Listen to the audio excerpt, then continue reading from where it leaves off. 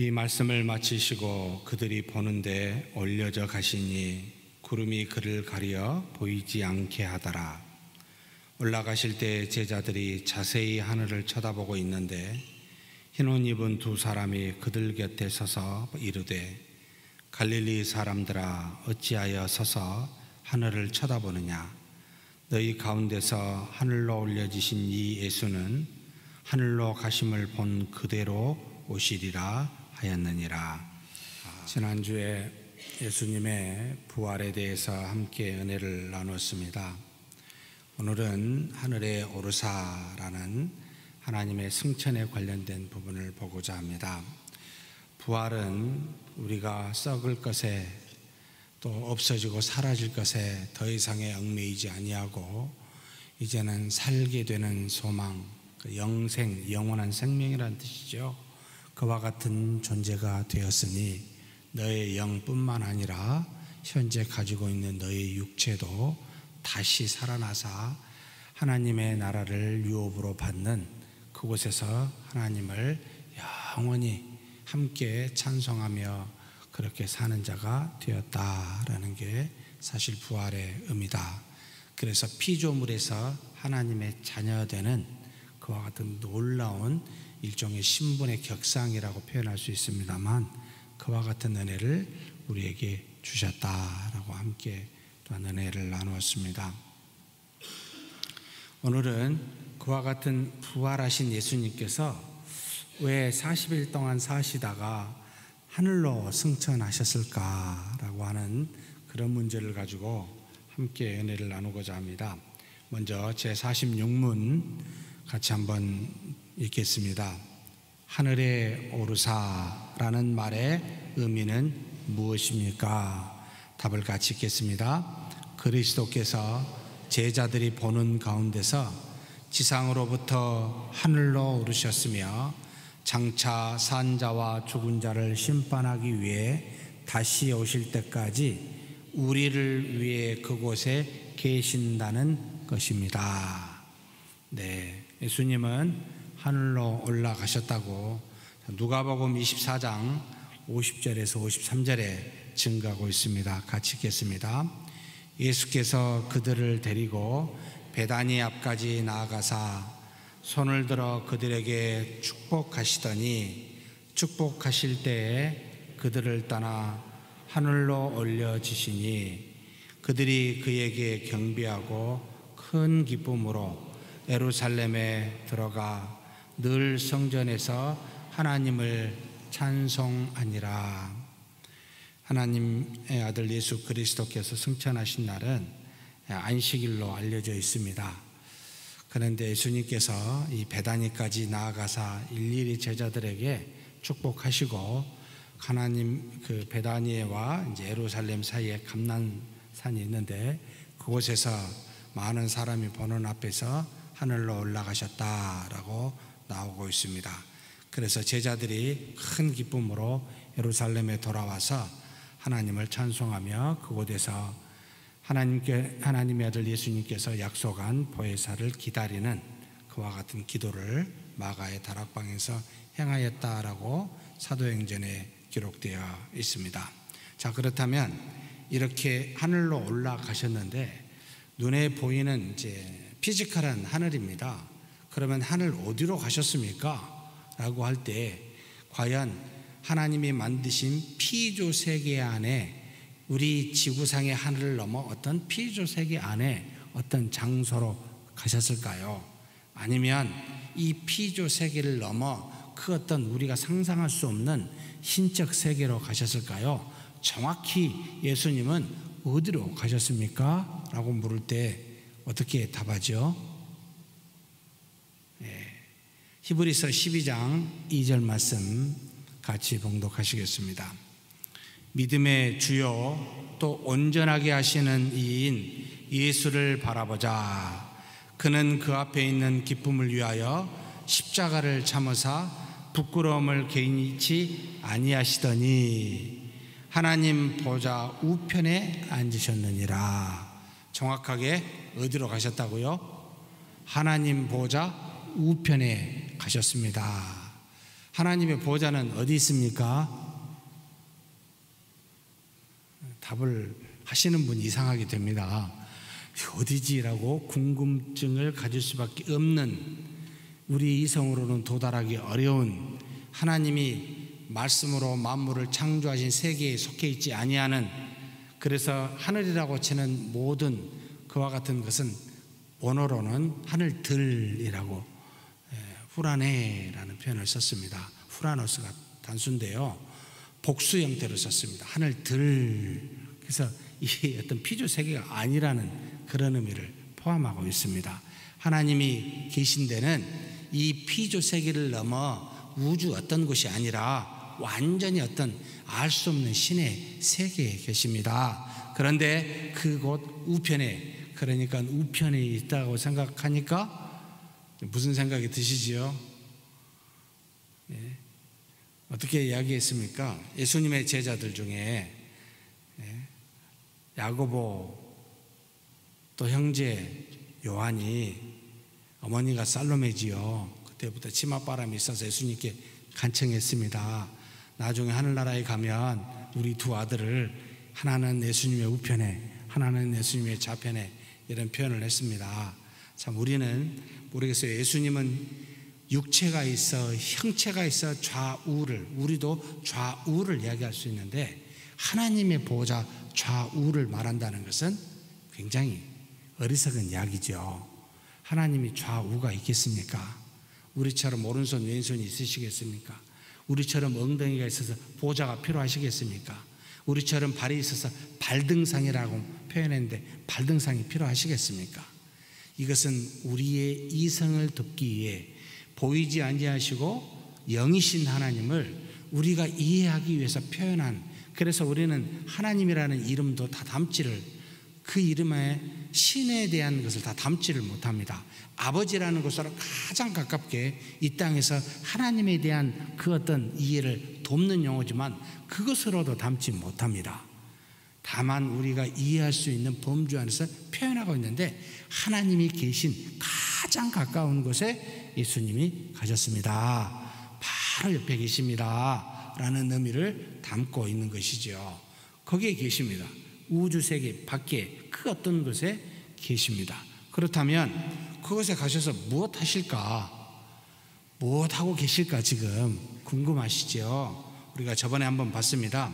이 부분에 대해서는 말씀이 한 4개가 있는데 한번 살펴보도록 하겠습니다. 로마서 8장 34절 말씀입니다. 같이 읽겠습니다. 누가 정죄하리요? 죽으실 뿐 아니라 다시 살아나신 이는 그리스도 예수시니 그는 하나님 우편에 계신 자요 우리를 위하여 간구하시는 자시니라. 하나님의 우편에 계시는 분이신데 지금 뭐하고 계시는 분이시다고요? 간구하고 기도하고 계시다는 겁니다. 우리를 위하여 기도하고 간구. 그래서 우리는 지금도 중보 사역을, 중보의 기도를 하고 계시는구나 라는 것을 알아야 됩니다. 그렇다면 조금 더 나가서 히브리서 7장 23절에서 25절 말씀입니다. 같이 한번 읽겠습니다. 제사장 된 그들의 수요가 많은 것은 죽음으로 말미암아 항상 있지 못함이로되 예수는 영원히 계심으로 그 제사장 직분도 갈리지 아니하니라. 그러므로 자기를 힘입어 하나님께 나아가는 자들을 온전히 구원하실 수 있으니 이는 그가 항상 살아 계셔서 그들을 위하여 간구하심이라. 우리를 위하여 간구하는데 앞에 좀 구체적인 내용들이 있습니다. 뭐요? 하나님께 나아가는 자들을 온전히 구원하실 수 있으니 그는 항상 살아 계셔서 우리를 위해서 간구하고 계시기 때문에, 구원을 이루어 계시구나.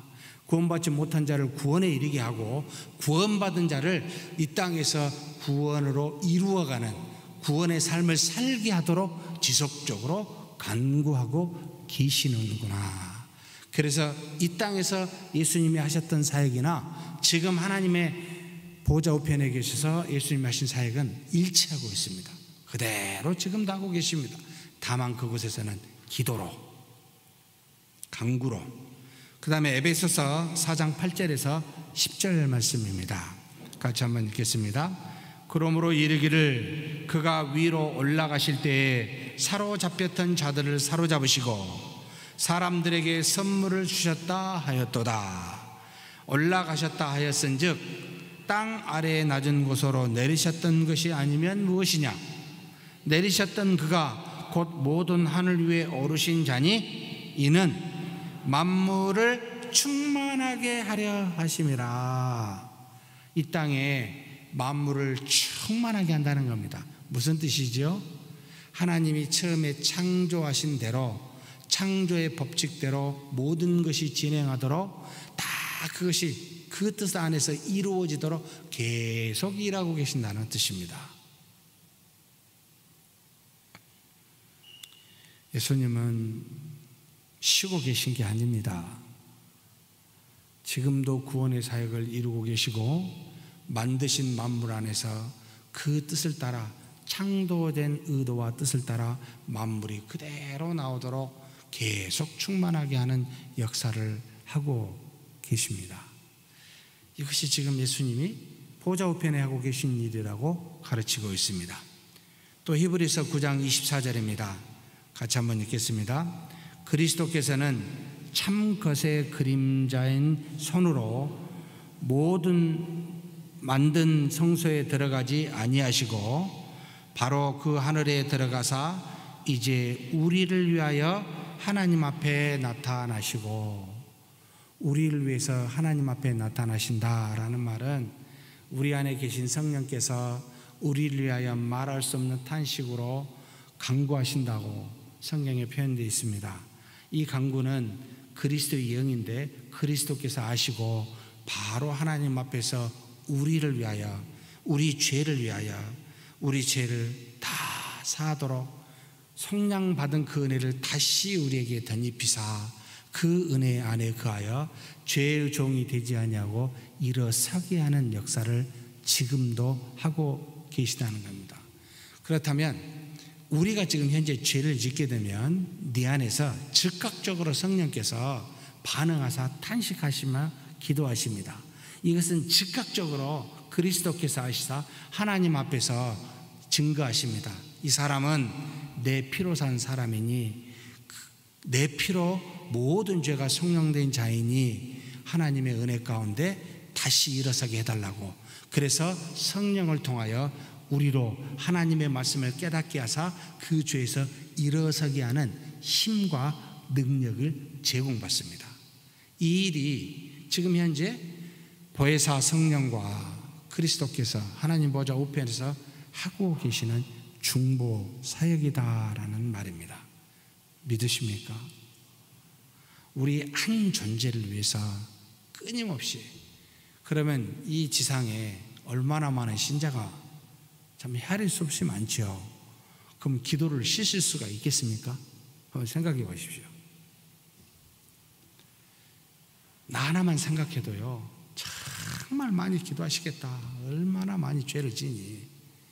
그런데 수많은 하나님의 택한 자들을 놓고 하나님께서 그 은혜를 주시기에 하나님 아버지 앞에서 다시 간구와 기도하고 계시니 얼마나 많은 기도를 하고 계시는 걸까?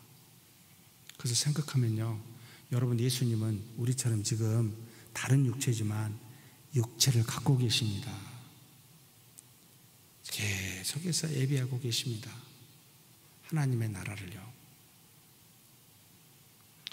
이것이 하늘에서 지금 승천하사 하신 일이다 라고 가르치고 있습니다. 그러면 오실 때는 이제 어떻게 오실까요? 뭔가 달라져서 오실까요? 아까 오늘 본문에서 읽었습니다. 그 모습 그대로 오신다 라고 말씀하십니다. 사도행전 1장 11절 읽겠습니다. 이르되 갈릴리 사람들아 어찌하여 서서 하늘을 쳐다보느냐? 너희 가운데서 하늘로 올려지신 이 예수는 하늘로 가심을 본 그대로 오시리라 하였느니라. 올라가신 모습 그대로 오십니다. 뭐 휘황찬란한 옷을 입고 뭐 엄청난 뭘, 아니요.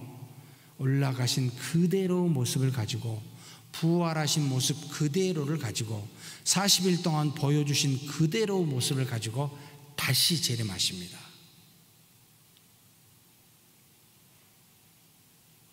아무것도 가지신 게 없습니다.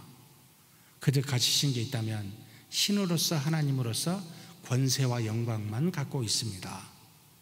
다른 무엇이 필요가 없지요.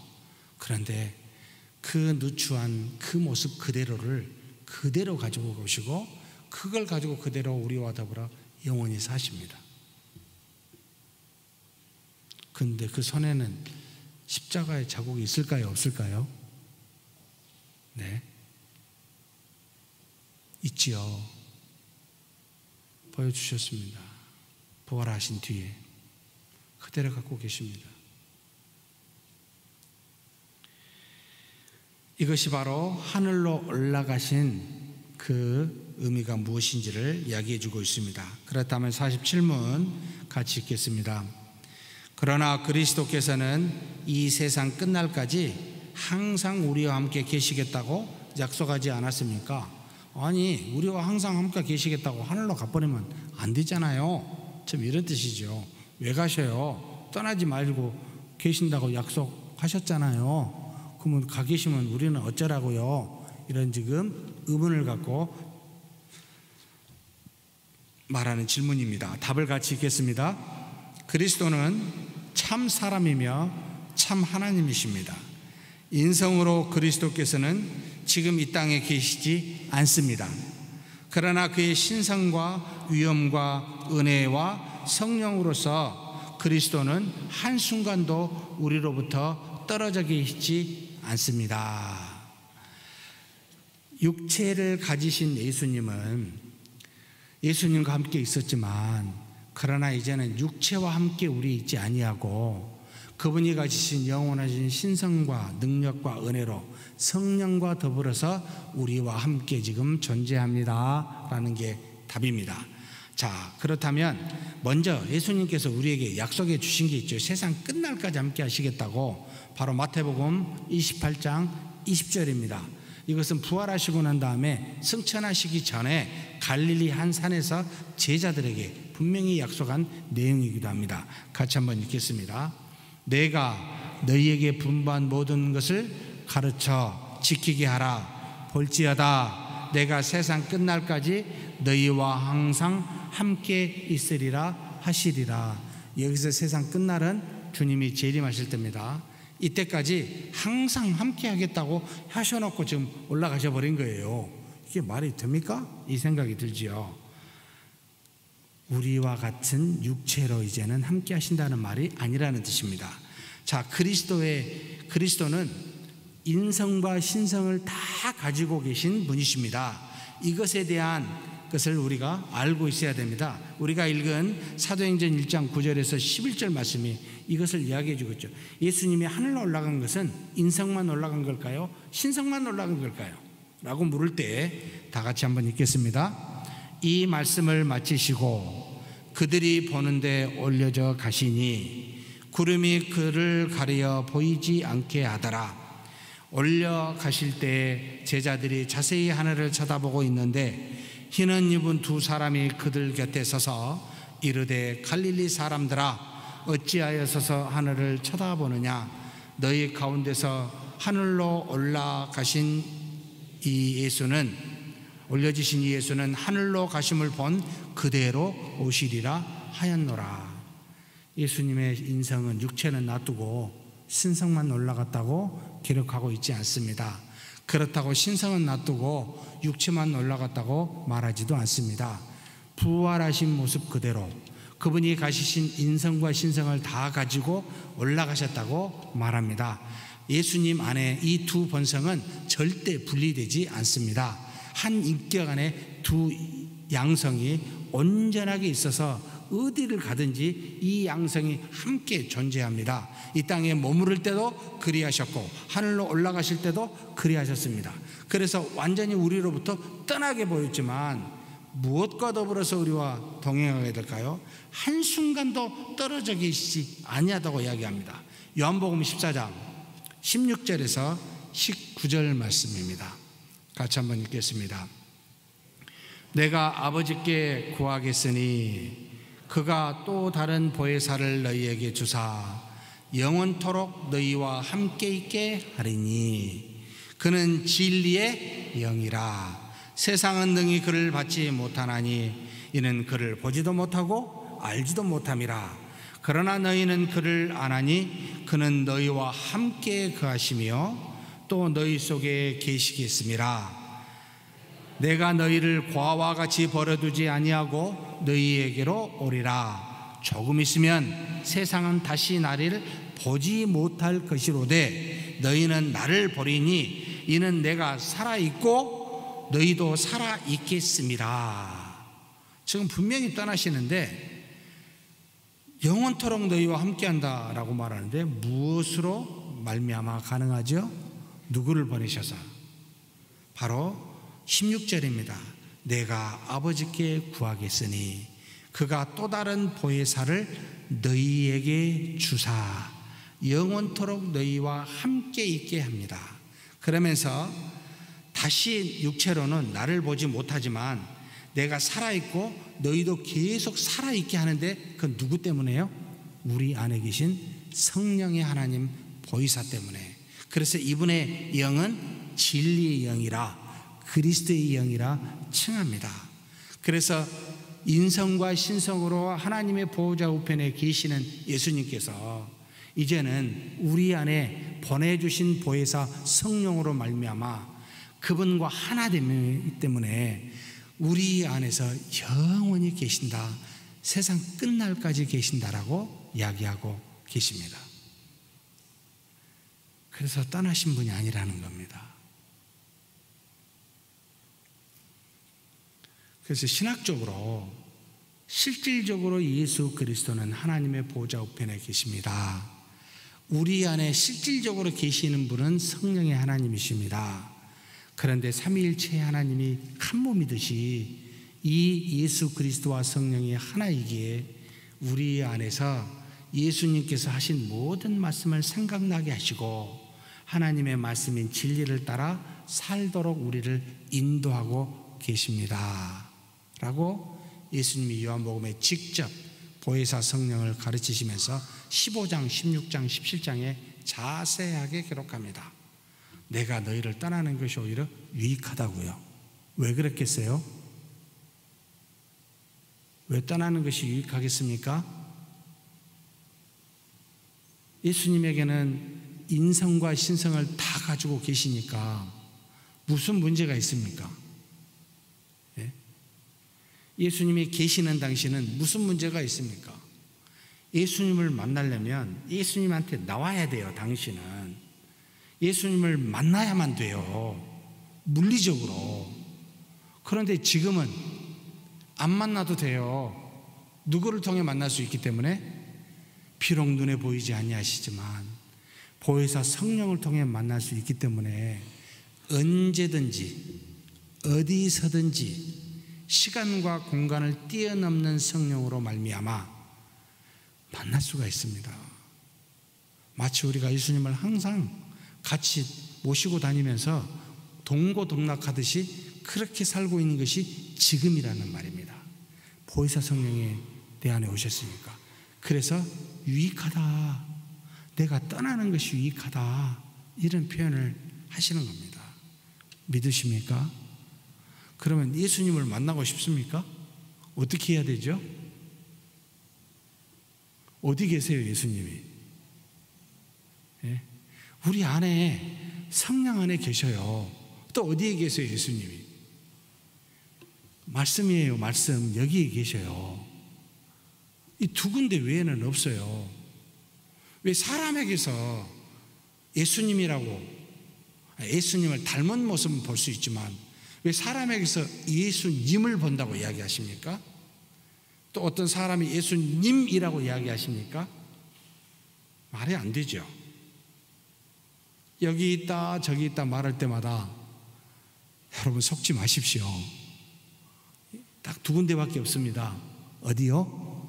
하나님의 보좌 우편에 계시고 믿는 자라면 우리 안에 계시고 두 군데밖에 없습니다. 우리는 예수님을 모시고 있는 신자들입니다. 신자라는 말은 대단히 문제가 많다, 죄인이다 이 뜻입니다. 교회는 그래서 우리가 두 개로 나눠놨습니다. 비저블 처치하고 인비저블 처치, 보이는 교회와 보이지 않는 교회. 우리 믿음의 선조들이 다 나눠놨어요. 어거스틴도 나누고 칼빈도 나눠놨어요. 왜 나누는지 아세요? 보이지 않는 교회는 바실레이아라고 하는 하나님의 나라, 완전한 나라입니다. 죄가 없어요. 근데 이렇게 눈에 보이는 교회는 무진장 문제가 많아요. 죄가 많아요. 근데 그 안에 예수님이 계시사 지속적으로 강구하시며 우리를 그리스도를 닮아가도록 강구하시며 성화시켜 가십니다. 이게 지금 보이는 교회의 모습입니다. 그래서 제발 완벽한 교회가 있다고 생각하지 마십시오. 그래서 교회에서 실망하는 일이 없어야 돼요. 왜요? 봤더니 그게 아니네. 그게 아니에요. 우리는 문제가 되게 많아요. 그걸 가지고 왜 놀라세요? 거꾸로 물어보면 돼요. 당신은 완전하십니까? 신자인데. 아니잖아요.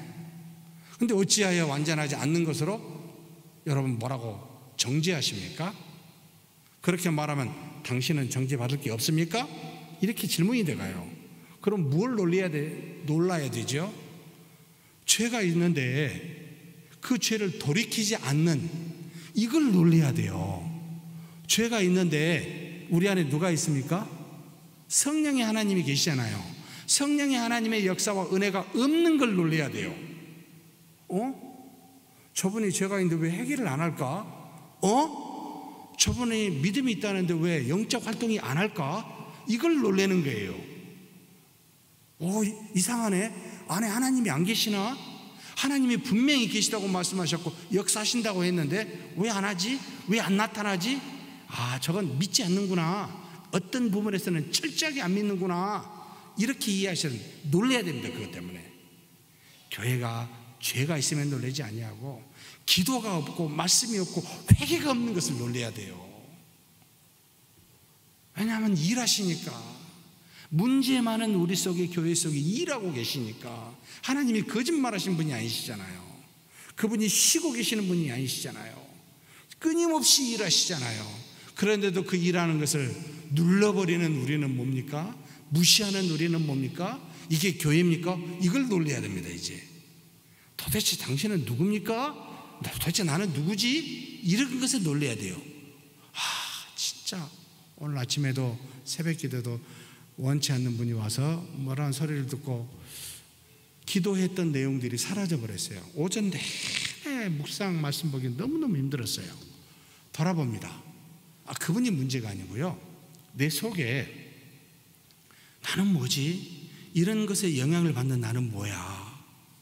하나님의 은혜가 어디 있지? 하나님의 말씀과 능력이 어디로 사라졌지? 정말 약하다. 조그만 어떤 일이 일어나면 이렇게 흔들릴 수 있나? 정말 좀 도와주십시오. 정말 하나님 앞에 엎드리지 않을 수가 없고 말씀을 들어보지 않을 수가 없으나 막 머릿속에 이상한 생각이 왔다 갔다 합니다. 사랑하는 성도 여러분, 여러분 그렇게 하십니까? 일하시는 하나님 앞에 발을 맞추어 탄식하면 우리도 탄식하고 슬퍼하면 우리도 슬퍼하고 기뻐하면 우리도 기뻐하십니까? 아니면 상관없이 내 생각대로 기뻐하고 즐거워하고 탄식하고 말하고 이러십니까? 벗은 자와 하나님의 은혜로 덧입은 자의 차이는, 여러분 우리는 세상을 따라 춤추는 사람이 아니라 사람들의 죄를 따라 움직이는 것이 아니라 내 안에 계신 분을 따라 내가 움직이는 것이, 우리가 움직이는 게 교회 아닙니까? 거듭난 자의 모습이 아닙니까? 이것이 있는지 없는지를 살피셔야 돼요. 그러면서 믿음의 성숙에 따라 인격의 성숙이나 말과 행함의 성숙이 달라져요. 어린아이가 여러분 어떻게 어른같이 뭐 합니까? 그건 이해가 가능해요. 그래, 저분은 믿음의 어린아이다, 이해하면 돼요. 이분은 믿음이 성숙하다, 이해하면 돼요. 쉽게 이해가 돼요. 그런데 이해할 수 없는 것은 자라나지 않는다는 겁니다. 반드시 자라나게 하시는데 안에 계시니까. 그래서 오늘은 어제보다 조금 더 그리스도를 닮아갈 수 있게 엎드리고 말씀 보며 성장성화시켜가는 겁니다. 과연 우리 교회가 그렇게 조금씩 달라져 가고 있습니까? 아니, 내 자신을 봅시다. 내 자신이 그렇게 달라져 가고 있습니까? 하나님이 안에 계시다면 분명히 일하고 계십니다. 그런 시간치 않으십니다. 안 된다면 무슨 문제인지 고민해 보셔야 됩니다. 기도해 보셔야 됩니다. 어떤 일이 일어나고 있는가, 내가 지금 어떻게 살고 있는가 보셔야 됩니다. 이걸 지금 이야기해 주고 있는 거죠. 우리 안에 한순간도 떠나시지 않습니다. 성령으로 말미암아 지속적으로 말씀하십니다. 자, 48문 같이 한번 읽겠습니다. 그리스도의 신성이 계신 곳에 그의 인성이 계시지 않는다면 그리스도의 두 본성이 서로 분리되어 있다는 것입니까? 여러분, 예수 그리스도 한 분이시죠. 한 인격입니다. 그 인격 안에, 위격 안에 두 본성이 있습니다. 이것이 혹시 분리된 적이 있습니까? 아니, 없어요. 항상 같이 있어요.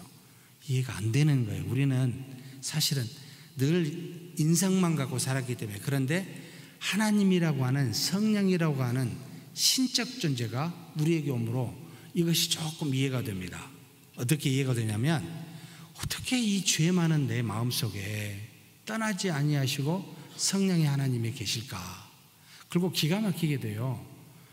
이렇게 앉아서 무슨 이야기를 하고 어떤 행동을 행할 때마다 놀라울 정도로 이건 뭐가 잘못된지를 금방 알게 합니다. 아, 이게 죄고 이게 의다라는 걸 바로 압니다. 아는 데 있어서는 문제가 크게 없습니다. 내 안에서 깨닫게 하는데, 그런데 성령이 우리 안에서 아는 것으로 역사하지 않고 믿음으로 역사를 하는데, 내가 아는 것을 따라 믿음으로 행하면 성령의 놀라운 능력이 나타나는데, 이 행함이 아는 것으로 그치고 말아버리면 믿음의 행함이 없지요. 열매가, 성령의 열매가 나타나지 않습니다. 그래서 교회를 오래 다닌 분들 중에 이런 현상이 있습니다. 많이 알아요. 근데 믿음의 행함이 없어요. 그렇게 행해보지 경험이 많이 없어요.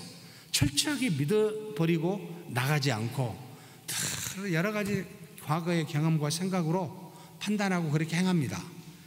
뭐가 옳고 그른지 의와 죄에 대해서 분명히 알게 하시는데, 희한하게도 그것에 따라서 하지 아니하고 우리의 생각과 경험에 따라서 행동을 합니다. 행동하는 것과 이 생각하는 게 다르구나. 여러분, 우리는 사람을 속일 수는 있어도 하나님을 속일 수는 없습니다. 이걸 항상 기억하셔야 됩니다. 여기 계신 분들은 저는 얼마든지 속일 수 있습니다. 근데 제가 하나님을 못 속입니다. 그래서 하나님의 인정받는 자, 오직 이것에 중요했으면 코람 데오라는 말을 썼겠습니까? 하나님 앞에 선 것처럼 행해라. 하나님이 늘 바라보시고 있는 것처럼 행해라. 혼자 있을 때이든 누구든지 있을 때이든 하나님이 바라보고 계시는 자처럼 행해라. 오늘 아침에도 그렇게 열심히 말하는 분한테 하나님 계신 거 믿습니까? 교인이라고 그래서 그렇게 물었더니 지금 여기에 하나님 꺼낼 단계가 아닙니다. 이렇게 표현하셔서 이분이 신자가 아니구나를 제가 알게 됐습니다만, 여러분, 먹든지 마시든지 우리가 무슨 일을 행하든지 심지어 화장실에 가든지 우리 안에 계신 성령의 하나님이 떠나십니까? 아니잖아요. 그게 두려운 거예요. 그분이 알고 계신다는 게 두려운 겁니다. 내 마음도 아시고 내 생각도 아시고 내 행함도 아시고. 신성과 인성이 분리되지 않습니다. 같이 갑니다. 요한복음 1장 14절 말씀 간단하게 한 3개만 보겠습니다. 같이 읽겠습니다. 말씀이 육신이 되어 우리 가운데 거하심에 우리가 그의 영광을 보니 아버지의 독생자의 영광이요 은혜와 진리가 충만하더라. 신성이신 말씀과 인성인 육신이 결합되어 있습니다. 예수 그리스도이십니다.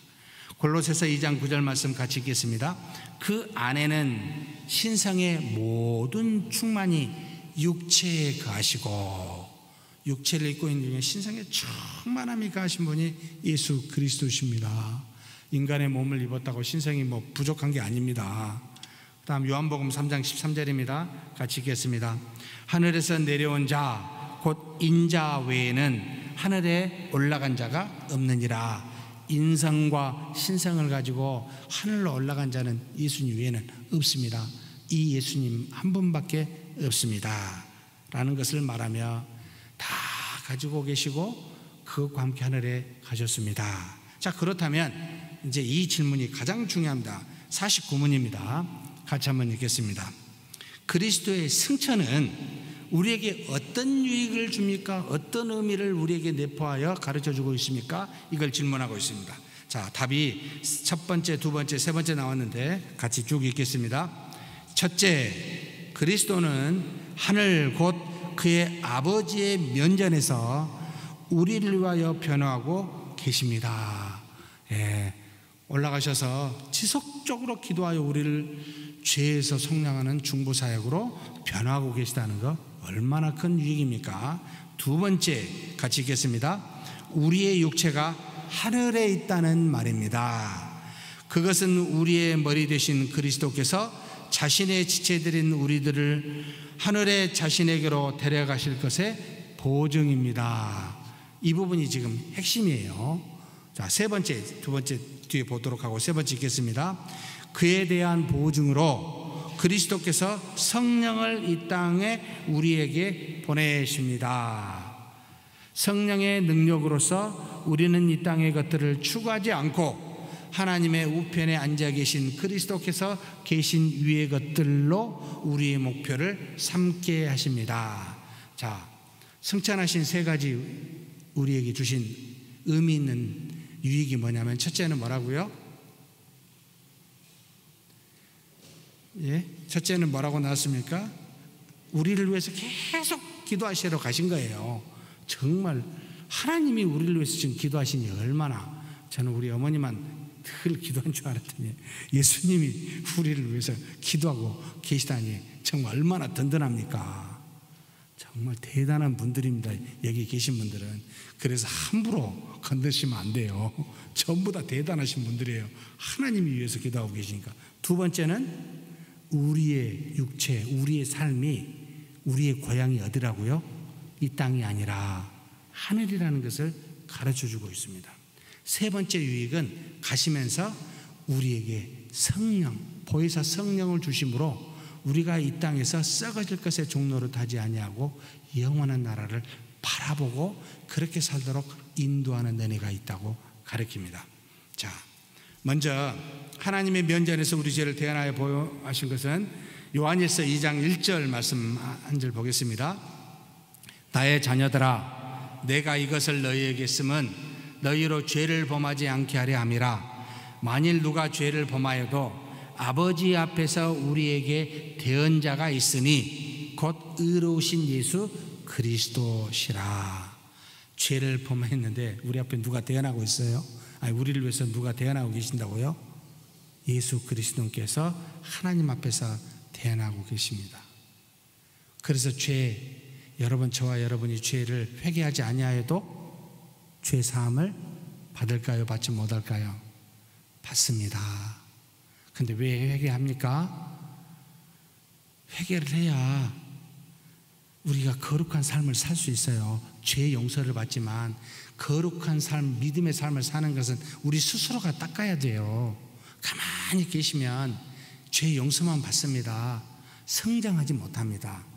그래서 내가 온 것은 양으로 생명을 얻게 하고 더 풍성히 얻게 하는 두 가지네. 우리의 구원을 주시는 생명을 얻게 하는 은혜도 있지만 무슨 은혜도 있어요? 이 땅에서 사는 동안 생명을 얻은 자로서 풍성한 은혜를 가지고 살아가도록 주시는 은혜가 있습니다.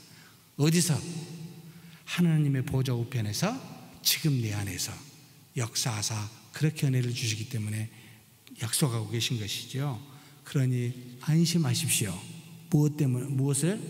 죄에 대해서는. 그런데 안심하지 않아야 될 게 있습니다. 무엇에 대해서 안심하지 말아야 됩니까? 방심하지 말아야 됩니까? 말씀에 대해서요. 이것에 따라 우리의 거룩함이 달라지고 우리의 상급이 달라집니다. 죄의 용서는 그분이 값없이 사함을 주셨지만 상급은 믿음에 따라 행하는 우리 수고에 달렸습니다. 이 말씀에 달렸습니다. 이게 하나도 저와 여러분이 순종치 아니한다면 부끄러운 구원이 될지 모르겠습니다. 풍성한 삶을 사십시오. 이 땅에서도 저곳에서도 그와 같은 은혜를 주셨다는 뜻입니다. 굉장히 그래서 신자에게는 더 이상 죄에 대한 고민할 이유가 없어요. 우리의 고민은 말씀에 대한 순종입니다. 이제 죄가 지으면 하나님 잘못했습니다. 즉각 회개하고 잘해야지. 자식 왜 잘못했어? 그렇게 한 번만 때리고 넘어가세요. 그냥. 그리고 말씀을 보시고 이 말씀을 붙들고 어떻게 하면 순종할까? 어떻게 하면 주의 뜻을 이룰까? 여러분 기도하십시오. 이것이 우리의 몫입니다. 자, 두 번째, 우리의 몸, 우리의 인생이 그리스도와 함께 이 땅에 있는 것이 아니라 하늘에 있다는 것을 보여주시기 위함입니다. 베드로전서 1장 3절에서 4절 말씀 같이 읽겠습니다. 우리 주 예수 그리스도의 아버지 하나님을 찬송하리로다. 그의 많으신 긍휼대로 예수 그리스도를 죽은 자 가운데서 부활하게 하심으로 말미암아 우리를 거듭나게 하사 산 소망에 있게 하시며 썩지 않고 더럽지 않고 쇠하지 아니하는 유업을 있게 하시나니 곧 너희를 위하여 어디에 간직하신 거라고요? 하늘에 간직한 것이라고요. 우리의 본향은 사랑하는 성도 여러분 여기가 아닙니다. 이 땅에서 우리는 주인 노릇하고 행세하며 사는 게 아닙니다. 그래서 성경은 우리 보고 나그네 된 자라고 말합니다. 이곳을 잠깐 있다 간다는 뜻입니다. 우리의 고향은 어디요? 하늘이라는 겁니다. 그곳에서 영원히 산다는 겁니다. 그것이 영원히 머무를 장소라는 겁니다. 이것을 알라고 내가 이 땅에 부활하였지만 살아났지만 있지 아니하고 하나님 보좌 우편에 올라간다. 너희들도 그렇게 된다. 나처럼 영원히 하나님의 나라에서 살게 된다. 그러니 이곳에 소망을 두지 말고 소망은 저곳에 둬라. 그러면 이곳은 어떻게 살아야 되냐? 잠시 나그네처럼 살기 때문에 믿음을 가지고 하나님이 주신 것 가지고 기쁨으로 말씀을 따라 순종하며 의의 도구가 되어서 살아라. 이것이 우리에게 향하신 하나님의 뜻입니다. 그래서 이곳에서 뭔가를 이루려고 생각하지 마십시오. 이곳에서 뭔가를 얻으려고 생각하지 마십시오. 이곳에서 제발 편하려고 생각하지 마십시오. 우리 육체가 있어 쉼이 필요합니다. 그래서 저녁을 주셨습니다. 밤을 허락하셨습니다. 밤에는 쉬라고. 제발 낮에는 여러분 열심히 합시다. 무슨 열심? 믿음의 열심을. 여러분 어찌 어려운 일을 피하고 쉬운 일을 택하십니까? 쉬운 일을 가는 건 전부 육체적인 거잖아요. 생각해 보십시오. 안 그렇습니까? 수고하라고. 나는 그리스도를 닮겠노라고. 어떻게 하면 그분의 흔적이 내게 있게 하겠노라고. 바울이 자기 몸에 그리스도의 흔적을 갖게 살겠노라고 그렇게 증거하고 있지 않습니까? 교회는 여러분 편하라고 온 것이 아닙니다. 육체적으로 편하기 위해서 여기 온 게 아닙니다. 예배에 나오는 거 힘이 듭니다. 성경 공부하는 것도 힘이 듭니다. 모이기 다 힘들어요. 쉬는 것은 여러분 저녁에 제발 그냥 푹 쉬십시오. 충분히 하나님께서 먹을 것과 입을 것을 주시고 일용할 양식입니다. 그리고 낮에 우리로 하여금 일하며 밤에 쉴 수 있도록 창조 때부터 해놓으셨습니다. 그러니 이 땅에 썩어질 장막에 세우려고 무엇을 만들어 보려고 여러분 그것을 치장해 보려고 애쓰지 마십시오. 주신 대로 그냥 받으시면 돼요. 조금 연약한 육체면 연약한 육체대로, 강한 육체면 강한 육체대로 받으시고 그만큼 여러분 최선을 다하시면 됩니다. 더 넘어갈 필요도 없고 넘어가지도 않죠. 오히려. 그런데 부족하게는 하지 마십시다. 예? 한번 육체를 놀려보십시오. 어떻게 된가 아실 거예요. 시간이 많아서 영적인 활동 그쳐보시고 한번 육체적으로 놀아보십시오. 어떻게 되나. 반드시 내 안에 계신 하나님이 나에게 불편함을 줍니다. 이건 아니다.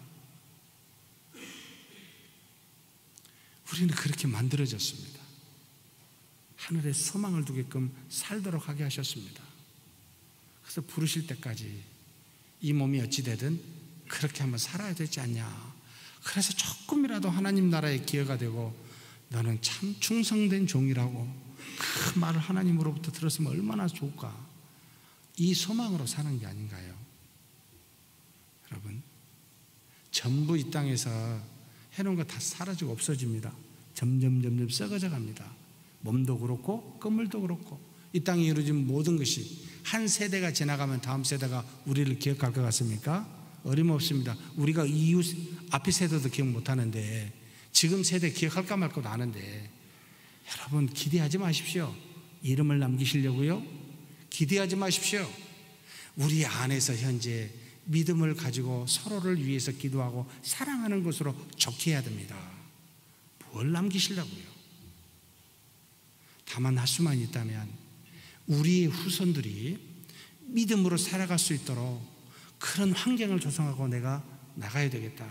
누군가 내 대신해서 일을 하나님의 은혜를 받는 거라면 나는 피해야 되겠다. 그래서 내가 은혜 받는 것보다 사람들이 다른 분들이 은혜 받게 해주고 그 자리를 피하는 것이 사실은 가장 성숙한 자의 모습이 됩니다. 그리스도께서 그러셨거든요. 사실 그게 가장 큰 믿음의 모습이기도 합니다. 어릴 때는 계속 먹어야 됐는데 성인이 되니까 안 먹고 배부르다 너 먹어라 라고 우리 부모님들이 그랬듯이 이건 성숙한 자만이 영적으로 여러분 행할 수 있는 모습이기도 합니다. 자기가 피해줍니다. 이런 성숙한 교회가 됐으면 좋겠습니다. 우리 교회가 이런 모습이 좀 많이 나타났으면 좋겠습니다. 주인이 너무 많아요. 주인은 하나님 한 분이셔요. 우리가 주인이 아니에요. 다 아무리 많고 서로를 이해해 줘야 될 사람들이에요. 우리는 서로. 그런데 그걸 가지고 이야기하면 우리는 이 땅의 주인이 아니고 저 세상에서 주인으로 삽니다. 그걸 보여주심이 승천입니다. 하늘에 속해 있다. 하늘에 너희는 간다 라는 겁니다. 세 번째로 성령을 주신 건 요한복음 16장 7절 같이 한번 읽겠습니다. 그러나 내가 너희에게 실상을 말하노니 내가 떠나가는 것이 너희에게 유익이라. 내가 떠나가지 아니하면 보혜사가 너희에게 오시지 아니할 것이요 가면 내가 그를 너희에게로 보내리니. 고린도후서 1장 21절에서 22절 말씀 같이 읽겠습니다. 우리를 너희와 함께 그리스도 안에서 굳건하게 하시고 우리에게 기름을 부으신 이는 하나님이시니 그가 또한 우리에게 인치시고 보증으로 우리 마음에 성령을 주셨느니라. 성령의 하나님이 그리스도께서 가심으로 오셨습니다. 지금은 성령의 시대라고 합니다. 모두에게 하나님의 택한 자에게 가장 그 구원의 경륜의 때가 차면 내주하사 우리를 구원하십니다. 그렇게 구원받은 저희들입니다. 주님이 승천하셨기 때문에 오신 겁니다. 이와 같은 유익을 받고 있는 저와 여러분이 하늘의 소망을 두고 그렇게 믿음으로 사는 우리 모두가 되시길 주의 이름으로 축복합니다. 하나님 아버지 감사합니다.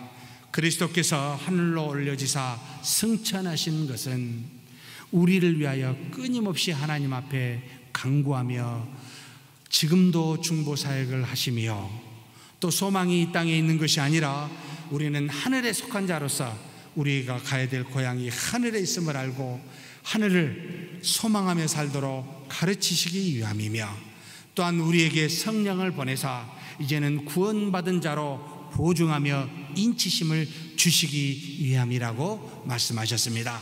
그와 같은 승천으로 말미암아 이렇게 우리가 하나님 안에서 믿음으로 살게 되었사오니 그리스도와 같이 하늘을 소망하며 오늘을 믿음으로 형제의 자매를 사랑하고 용서하고 서로 도와주며 사는 우리 모두가 되게 하여 주시옵소서. 우리 주님 예수님의 이름으로 기도하옵나이다. 아멘.